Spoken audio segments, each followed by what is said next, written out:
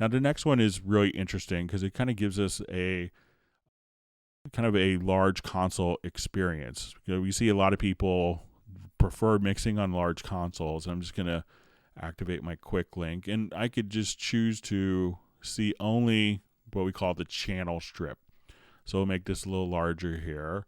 And the first thing I want to do is, let's say on all these tracks, I've activated my quick link mode, and now I wanted to see my brick wall limiter on every one of those tracks. So instead of instantiating traditional plug-in interfaces that take up a lot of screen real estate, I can now have different tape saturations. I could say, okay, I want an envelope shaper or a de-esser on these particular tracks. I wanted to have a noise gate on all these tracks, plus I wanted to have a vintage compressor. And now we could just kind of navigate freely within these. Now what's really interesting is not only do we have independent side chaining within these, but we could just say change the signal flow order of these particular tracks. So I could say, okay, in this track, I wanted to see a brick wall limiter come before the tape saturation. And we could actually store this as a configuration. So say if I want this to be 1, I could do that. Now, if I wanted to set a different configuration, and let's say maybe this time I wanted to only see routing my pre-inserts, sends, and VCAs, and we'll go ahead and open up these different settings here. I could now add this as a configuration, and we'll call it 2. And now I could just freely navigate and have my mixer configured kind of exactly how I want to, and I could use my own keyboard shortcuts to see all those different components. Below that, we'll have our sends. And one thing that's really handy is the ability to right click, and then we can say, I wanted to add an effects channel send to send 3. And I'm going to choose this. And before I do this, I want to just quickly turn on a quick link. And this will do this for all of the selected channels. So again, right click, add effects. So let's say if I wanted to add a reverb, and I wanted to add, let's say, a convolution reverb to reference that comes with Nuendo. We could just do that. And now I've just added that send. And again, I could just turn it on and adjust my send amounts and be able to quickly have access to that particular plugin. If I wanted to assign these tracks to a group, I could just right click. I could add a group channel to the selected channels. So, and this could be a 5.1 or stereo, or again, up to a 13.1 group. So if I would just want to quickly add all those channels to a new group, we can just have that defined very easily there. Now, this also brings up some interesting concepts of linking. So we saw where we could do our quick link, where the selected channels will now be linked just that easily. And if I hold down the Alt key, I can temporarily override that link. We could also have permanently defined link groups as well. So if I wanted to come here, I could say, okay, we want to create a link group, and let's call this dialogue.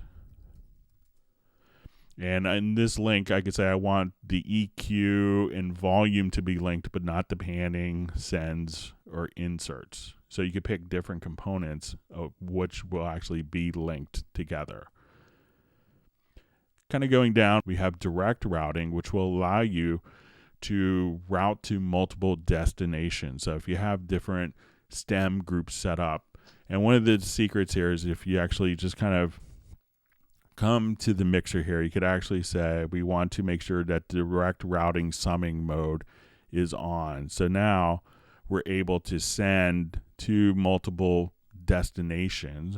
And if I say, okay, I want this track here, and this routing can be completely automated as well. So if I say, okay, let's just take these channels and link those, and at that point you could send to multiple destinations very quickly. And the last section that we'll take a look at here quickly is the VCA. So now if I have existing automation going on in my project, and we'll just say, okay, we'll take a look at these channels right here. Let's say, just delete this link. And we'll take a look at these channels here. What I can do is assign them to my VCA. And instead of summing the channels, I could just adjust the automation here of my VCA fader. So this way, if the automation is going in different directions, at that point, I could bring it down without affecting the routing going to different sends. Now, to see an extended view of a particular mixer channel, you could click on the E key. And this, we could see our inserts, we could see our channel strip that's available, so we could activate it here. If we have insert plugins, we could just see these listed right here. So if we have like the Voxengo Curve EQ, which is included. If I want to see the channel strip, I want to see my EQ window here. And something that's really handy, especially for doing music projects, is for the frequency, you could actually just double click and say, okay, I want to go to G2. Type in the note name, and it will actually jump to that particular frequency. So we can see our sends here, as well as the capability of having our Q sends plus our volume, and we get it right, read, automation, solo, mute, and our surround panner. Now, everything in Nuendo is really set up for different surround capabilities, and the path could be up to 13.1 channels wide. And we give you a number of different options for the surround panner. So this would be a typical surround panner here. But if you right click, you could actually say, okay, I want a standard panner, or I wanted a surround pan, kind of an older surround panner from earlier versions of Nuendo, the version 5, or if you wanted to have the AnyMix Pro, you could actually just pick and choose different surround panners directly there. So as you can see, just kind of working and navigating around the Nuendo mixer is incredibly flexible and configurable so that you could find things that you need to find and be able to get your work done.